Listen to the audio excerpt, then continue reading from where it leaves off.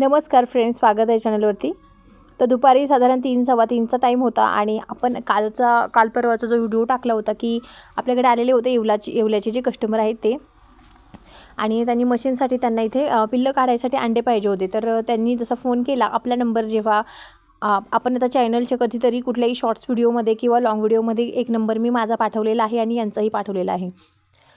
तर मी त्यांना सांगितलं की जर तुम्हाला अंड्यांविषयी जर फोन करायचा असेल ना तर मला करा म्हणून, कारण व्यवस्थित घरी जे असतात हे बाहेर असल्यानंतर कुणालाही अंडे मी देऊन टाकू शकते। तर फोन केल्यानंतर मी ते तसेच ठेवते आणि त्यानुसार त्यांनी दुसऱ्या वेळी जेव्हा कॉल केला की म्हटलं अजून 4-5 दिवसाचे अंडे ठेवा। 3 किंवा 4 दिवसाचे अंडे जे आहेत हे मी त्यांच्यासाठी इथे तसेच ठेवले होते। त्यावेळी आम्ही आसपासचे कस्टमर केले नव्हते आणि कस्टमर खरं तर नाराज झाले होते आणि ते म्हटले अंड्याचा शॉर्टेज आहे की काय, कस्टमर येऊन म्हणायचे। तर म्हटलं नाही, आमचं जरा पिल्लांवरती काम चालू आहे, आता लवकरच मशीनमधून पिल्लं निघणार आहे। तर अशा कंडिशनमध्ये हे जे आले होते तर यांनी पूर्ण जे ट्रे आहेत सगळ्यात अगोदर ट्रेमध्ये अंडे व्यवस्थित आम्ही ठेवून मोजून घेतले आणि मग टिचलेले जे अंडे असतात किंवा फुटलेले त्यांना जे बारीक अंडे तर ते काही नेलेले नाही आहे त्यांनी, बारीक नव्हतेच अंडे, शक्यतो टिचलेले अंडे होते ते त्यांनी तर साईडला काढून ठेवलेले आहेत आणि बाकी त्यांनी सगळे पण अंडे इथे भरून घेतलेले आहेत। आणि 3 दिवसाचे किंवा 4 दिवसाचे अंडे जे आहेत हे ते घेऊन गेले आहेत। त्यांना मी 4 वाजताचा टाईम दिला होता, पण ते वेळेच्या खूप अगोदर आले आणि सगळे जे अंडे आहेत तर मग त्याच्यानंतर 3पर्यंत किंवा 4पर्यंतच अंड्यांचा टायमिंग असतो। 10च्या पुढे किंवा 4पर्यंतच कोंबड्या अंडे देत असतात आणि म्हणून मी त्यांना म्हटलं 3 ते 4मध्ये 10 अंडे निघतात, तर तुम्ही 4ला या। पण ते 3ला आल्यानंतर कोंबड्या ज्या आहेत ना, मग सगळे मी अंडे गोळा करून आणले आणि त्यामुळे कोंबड्या डिस्टर्ब होतात नंतर कोंबड्यांचं आणि अंड्यांचा विषय खूप कमी होतो। तर यांनी जे आहेत व्यवस्थित सगळे अंडे जे आहेत पॅक करून घेतलेले आहेत, बॉक्स आणलेला आहे आणि ह्या अंड्याच्या वेळेस त्यांनी जे मक्याचा जो भरडा होता ना, मक्याचं जे आपण म्हणतो ना कुट्टी, तर ती वाळलेली कुट्टी ते घरूनच घेऊन आले होते। अशा पद्धतीने त्यांनी भूस पण ह्यावेळेस त्यांचंच वापरलं असं म्हणावं लागेल। आणि हे दोघे पण खूप लांबून आले होते, ऊन बघा किती आहे, 3-3:30चा टाईम असावा। सगळे अंडे मी आता इथं पोल्ट्रीतून घेऊन आलेले आहेत बाकीचे पण, आणि इथे जे आहेत सगळे अंडे पॅक करून हे घेऊन जाणार आहे। तर यांचं जे आहे पिल्लं चांगले निघो असं मी देवाकडे प्रार्थना करेल। आणि हे खूप म्हणजे यांचे काय बिझनेस आहे यांचं, खरं असं झालं की यांचा सेकंड बिझनेस यांनी जो निवडलेला आहे हा पोल्ट्री फार्मिंगचा, खूप सुंदर गोष्ट आहे की आजकालची तरुणाई जी आहे ती फार्मिंग क्षेत्राकडे वळत आहे। सगळ्यांनीच वळावं, पण व्यवस्थितरित्याही वळावं, चांगल्या गोष्टीने चांगल्या कामानिमित्तही वळावं, कारण नुसतंच पोल्ट्री करायची आहे, खर्च करायचा भाडं-पाणी, इन्कम जो आहे ना तर तो खूप कमी, निम्माही इन्कम भेटत नाही आहे, मग ते पोल्ट्र्या बंद कराव्या लागतात, असे कंडिशन्स येतात। तर त्यामुळे मी सगळ्यात अगोदर सगळ्यांनाच मी सांगत असते की पोल्ट्री फार्मिंगला प्रत्येकाने सुरुवात करावी, पण थोडक्यातपासून सुरुवात करावी, खूप मोठा जो आबाडावी खर्च करत बसू नये। म्हणजे काय होतं की एखाद्या वर्षी लॉस गेलो ना तर पोल्ट्रीचा पण खर्च अंगावर पडतो, बाकीचाही खर्च अंगावर पडतो। तर त्यामुळे थोडक्यात सुरुवात करावी आणि एकदम मोठं होत नाही आहे, थोडंसं टाईम लागतो, सगळं श्रीमंत व्हायला वेळ लागतो किंवा मोठं श्रीमंत होतो की नाही तो खूप पुढचा भाग राहतो। पण सध्या जे आहे आपला हा खर्च, कोंबडीचा खर्च निघून आपल्याला 2 पैसे राहतील याचा सध्या स्टार्टिंगला विचार करायचा, नंतर पुढे आपल्याला ऑटोमॅटिक आयडिया येत असतात की नाही आता आपल्याला अशा पद्धतीने थोडंसं याच्यामध्ये, हे प्रत्येकाचं जे नॉलेज असतं ना ते वेगवेगळं असतं। हे प्रत्येकाचं जसं माझी पोल्ट्री फार्म आहे ना तसं तुमचा अनुभव नक्कीच वेगळा असणार आहे आणि माझ्या शेजारच्याचा फार्मिंगचा अनुभव वेगळा असणार आहे। तर ह्या बिझनेसमध्ये तुम्हाला, हा बिझनेस जो आहे फार्मिंगचा, याच्यामध्ये किंवा तुम्ही कुठलाही बिझनेस घ्या, आपला शेतकरी बिझनेस म्हणा, तुम्ही गायांचा घ्या, कोंबड्यांचा घ्या, याच्यामध्ये आपल्याला पर्सनली शिकावं लागतं आणि शिकूनच आपल्याला अनुभव येतात आणि अनुभवातूनच आपण आपल्या चुका ज्या आहेत सुधारायच्या असतात। आता अशा पद्धतीने हे दुसऱ्यांदा आपल्या घरी इथे फार्मिंगवर आलेले आहेत आणि आता यांची पिल्लं किती निघतील हे आपल्याला आपण फोन करून त्यांना विचारून घेणारच आहोत। तर यांनी पहिले जे अंडे नेलेले आहेत आणि दुसरेही अंडे जे आता हे घेऊन चाललेले आहे, तर दोनही पिल्लं जे आहेत त्यांचे, तसं मी यांना सांगितलं होतं की माझ्या पोल्ट्रीमध्ये कोंबडे एवढे नाही आहेत, जेवढ्या कोंबड्या रेशो तुमचा कमी निघू शकतो, हे मी त्यांना पहिलंच क्लिअर केलं होतं। कारण होतं काय की खूप माझ्याकडे 25 ते 30 कोंबड्या असावेत मला असं वाटतं, आणि कोंबड्यांच्या मनाने कोंबडे कमी आहेत, पण ते म्हटले की नाही एकाच ठिकाणावर अंडे आम्हाला मिळत नाही आहे, तर त्याच्यामुळे एका ठिकाणावर आम्हाला एवढे अंडे मिळत तर आम्ही गॅरंटेड घेऊन जाऊ, थोडेफार खराब निघले तर चालतील। तर मी त्यांना तीही गॅरंटी सांगितलेली आहे की खराब किती निघतील हे मी नाही सांगू शकते, कारण माझे पण हॅचिंग मशीनमधले अंडे आहेत बरेचसे खराब निघतात। तर हरकत नाही, माझी घरचीच आहेत, मला यांना जे आहेत पेमेंट वगैरे करायचं आहे, त्याच्यामुळे यांच्यासाठी ही मोठी गोष्ट आहे. आता हे इथून जेवढे अंडे घेऊन चालले आहेत तर साधारण 5-1 हजाराचे अंडे यांनी आपल्याकडून घेतलेले आहेत आणि 2 बॅचेस यांनी घेऊन गेलेले आहेत. आणि बरं झालं ते दुपारी लवकरच आले त्या हिशोबाने, कारण आता लवकर घरीही जातील, कारण येवल्याचं कस्टमर खूप लांब आहे आम्हाला येवला.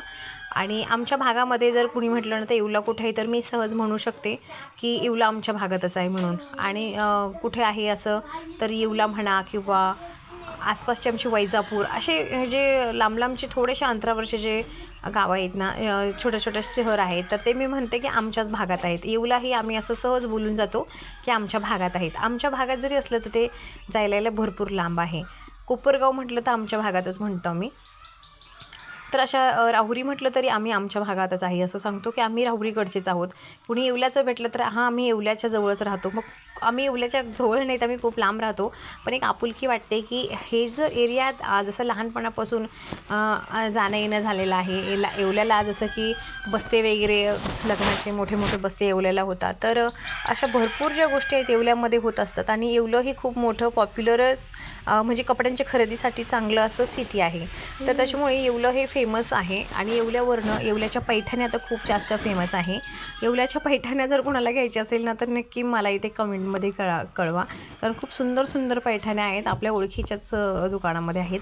तुम्हाला खूप सुंदर एकापेक्षा एक भारी आणि रिजनेबल रेटमध्ये त्या मिळून जातील. तर कधीही तुम्हाला वाटलं तर मी त्याचे फोटो वगैरे नक्की शेअर करेल शॉर्ट्स व्हिडिओमध्ये, आणि तेही मी तुम्हाला चॅनलच्या माध्यमातून पाठवेल. पण आता असं आहे की आपला बिझनेस सध्या आपला पोल्ट्री फार्मिंगचा आहे. पण ह्या विषयावर येऊया.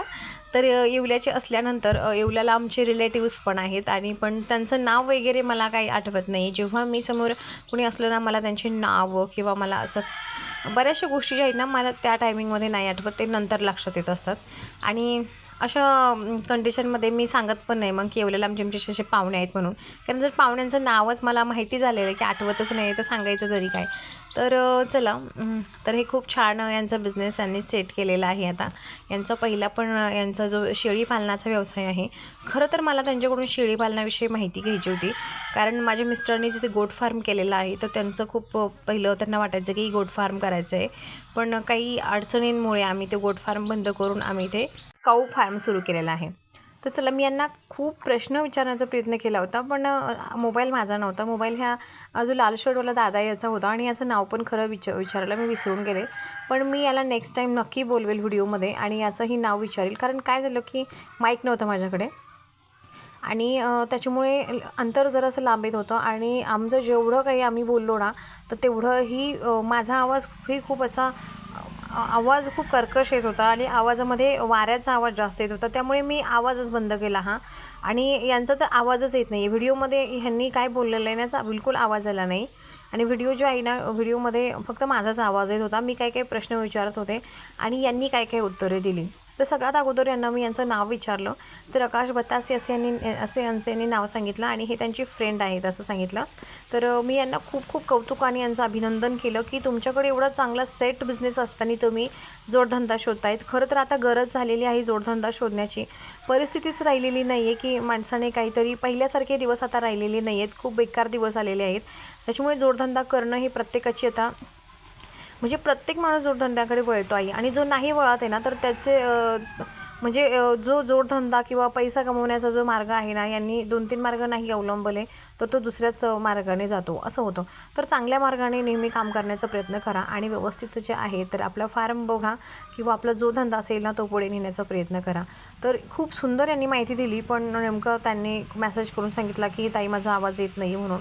मला खूप वाईट वाटलं की यांचा आवाजच झालेला नव्हता, म्हणून मी म्हटलं की नाही, नेक्स्ट टाईम आपण नक्की व्हिडिओ टाकूया आणि त्यावेळी प्रॉपर आहे. तर हे येवल्यावरून जरी आपल्याकडे आलेले असले तरी पण यांच्याकडे भरपूर शेती आहे, आणि शेळी पालनाचा व्यवसाय हा सगळ्यात जबरदस्त व्यवसाय आहे. अगदी दुग्ध व्यवसायालाही टक्कर देण्याच्या पुढचा व्यवसाय जर म्हटलं तर शेळी पालनाचा आहे. तर शेळी पालन व्यवसायाला जे आहे तर मी इथे 1 नंबर देईल, आणि कुक्कुटपालनाला मी इथे 2 नंबर देईल. कारण कुक्कुटपालन जरी म्हटलं ना तर शेळी पालन हे खूपच जबरदस्त आहे. आणि गायांचाही धंदा जो आहे तो 3 नंबर आहे. पण गायांचं असं असेल की जर तुमच्याकडे एखादा गडी कंटिन्यू कामाला असेल ना तर एकदम चांगलं असं उत्पादन तुम्ही घेत असाल ना, तर हे 3ही बिझनेस रफटफ आहेत, खूप सुंदर आहेत. शेतीला जोडधंदा जर पाहिजे म्हटला ना तर हे तीनही बिझनेस आपण यातला कुठलाही बिझनेस निवडू शकतो. आणि घरी जर जास्त माणसं असेल ना तर गायांचं पण काम असं आहे की वाटल्यावरही जर गेलं ना तर खूप छान आहे. पण आता इथे मनुष्यबळाची खूप जास्त आवश्यकता असते गायांच्याला. तसं कुक्कुटपालनाला नसते. एकटं पण माणूस 10-1000 कोंबड्या आरामशीर हँडल करू शकतो. ते कसं पाण्याची सोय अगोदर असावी, खाण्यापिण्याची भांडी जोडलेली असावी आणि मग काही सकाळी 2-1 तास बघायचं, संध्याकाळी एकटी महिला करू शकते, म्हणजे मी तरी करू शकते. आणि बाकी पण आपण बघणारच आहोत की कोण जे आहेत अशा क्षेत्रामध्येच खूप चांगलं असं काम करणार असेल, आपण त्याला चॅनलच्या माध्यमातून आपल्या इथे बोलून घेणार आहोत. जर कुणाला तुमचा स्वतःचा व्हिडिओ टाकायचा असेल की तुम्ही काहीतरी कर्तबगारीने काम केलेलं आहे आणि तुम्हाला खरंच काहीतरी करायचं आहे, तर जसं की या भाऊ इथे आले आहेत, त्यांनी आपल्याकडून अंडे घेऊन गेले आहेत आणि यांनी खूप चांगली माहिती दिली आहे. शेतकरी असून पण आता कुक्कुटपालन आणि हॅचिंग मशीनचं काम खूप लवकर यांनी सुरू केलं आहे, खूप सुंदर असंच यांना. आणि यांना जी माहिती पाहिजे होती तीही मिळाली. तर दोघेही असे छान यांनी माहिती दिलेली आहे. तर आता मी ह्यालाही म्हटले, जो त्याचं नाव माझ्या लक्षात त्याचं नाव मी विचारलेलंच नाही आहे, जो हा लेफ्ट साईडचा रेड कलरचा शर्ट आहे ना, तर त्याला म्हटलं तूही कुक्कुटपालन आत्ता चालू कर. आणि तो कॉलेजला आहे, तर तो म्हटला मी नक्की करणार आहे आणि मी पण सुरुवात करणार आहे. तर हा पण सुरुवात करेल. म्हणजे तू नोकरी नक्की कर. नोकरी करण्याच्या अगोदर जर तुला 2-3 वर्ष मिळत असेल तर तू कुक्कुटपालनाला दे. कारण घरी कोणीही कोंबड्या वगैरे नुसतं आरामशीर खायला टाकायचं, कॉलेजला जायचं आणि तुझं करायचं. एकदम स्वतःचं काहीतरी 2-3 वर्ष कर. आणि तो पण म्हटला हो मी नक्की करणार आहे. तर अशा पद्धतीने यांच्याकडून माहिती घेतली, नाव घेतलं, यांचं गावाचं नाव घेतलं आणि सायगाव असं यांच्या गावाचं नाव सांगितलं. तर सायगाव येवल्याजवळ असेल. तर अशा पद्धतीने यांनी बघा खूपच माहिती दिली होती, पण सांगितलं पण नाही, आमच्याकडे आवाज नसल्यामुळे मी तो व्हिडिओ पूर्ण आवाज म्यूट केला.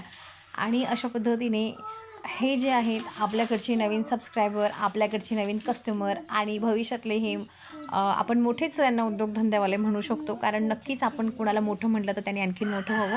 आणि यांनी जो बिझनेस निवडलेला आहे कुक्कुटपालनाचा, हॅचिंग मशीनचा, तर यांना खूप खूप शुभेच्छा माझ्याकडून. तर यांची अशीच प्रगती होत राहू. चला, तुम्हाला हा व्हिडिओ कसा वाटला ते मला कमेंट करून नक्की कळवा. व्हिडिओ आवडला असेल तर व्हिडिओला लाईक करा, चॅनलला सबस्क्राईब करायला विसरू नका. भेटू आपण पुन्हा एका नवीन व्हिडिओबरोबर लवकरच. तोपर्यंत चला, टाटा आणि बाय बाय.